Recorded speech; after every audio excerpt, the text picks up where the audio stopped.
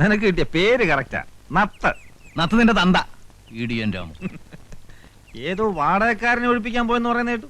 കിട്ടിയ മുഴുവൻ തീർത്തു അല്ലേ? പിന്നെ കാശ് കീശയിലുണ്ടേ സമാധാനമായിട്ട് കിടന്നുറങ്ങുന്ന ഒരു മോൻ. നോക്കട്ടെ, കാശുണ്ട്, നോക്കട്ടെ, കാശുണ്ടെന്നേ നോക്കട്ടെ. ഒരുപാടുണ്ടല്ലോ.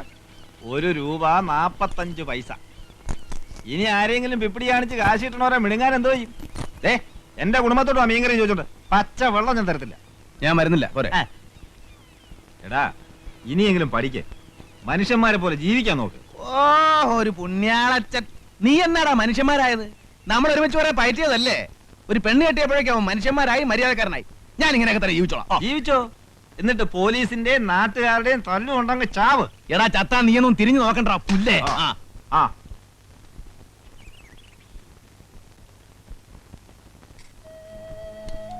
ചോറ് കളയതുണ്ട് മോളെ. ഇന്ന് എന്താ എത്ര വലിയ ആലോചന? ഒന്നുമില്ല.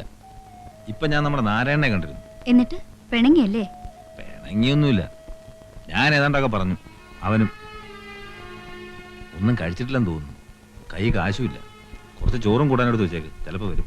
പിണങ്ങിയാ പോയതെങ്കിൽ ഇനി വരണ കാര്യം സംശയ. ഞാൻ കൊണ്ടേ കൊടുത്തോളാം. അല്ലെങ്കിൽ ആരുടെങ്കിലും കൈ കൊടുത്തേക്കാം. എന്നാ കൊണ്ടു കൊടുത്തേക്കാ നല്ലത്. അല്ലെ തിരിച്ചു കൊടുത്തയക്കും. ചത്താലും വാശി കൊടുത്തില്ലല്ലോ.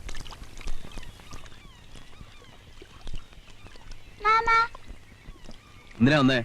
എനിക്ക് തോന്നിട്ട് അന്ന് വാങ്ങിച്ചെന്ന വണ്ടി ചീത്തയായി പോയി.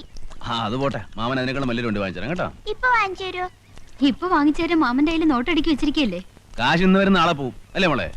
നിന്റെ അച്ഛന്റെ അമ്മയുടെ വിചാരം കാശ് കുടുക്കയിലിട്ട് കുലുക്കിയ ഇരട്ടിയാവുന്ന അത് പൂത്ത് പോവില്ലേ? മോള് പറ, കാശ് എന്തിനുള്ളതാ?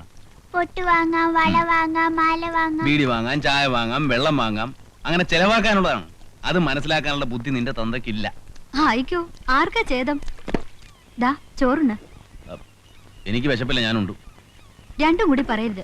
ഒന്നെങ്കിൽ വിശപ്പില്ലാന്ന് പറയാ, അല്ലെങ്കിൽ കഴിച്ചെന്ന് പറയാ. വീര്യം കാണിക്കണ്ട. നല്ല മീൻകറിയാ. കൊടമ്പുളി ഇട്ട് വെച്ച നല്ല അസല മീനാ. ദാ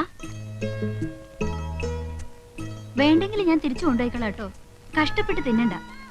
ഞാൻ നാണയില്ലാണ്ട് വെട്ടി ഒഴിങ്ങുന്ന നീ നിന്റെ കെട്ടിയോട് ചെന്ന് പറയണ്ട. ഓ, എന്റെ കെട്ടിയോൻ അറിയാൻ പാടില്ലാത്ത ഒരാള്. വാ മോളെ, ടാറ്റ പറ മോളെ. ടാറ്റാ. വണ്ടിയുടെ കാര്യം മറക്കില്ല കേട്ടാ.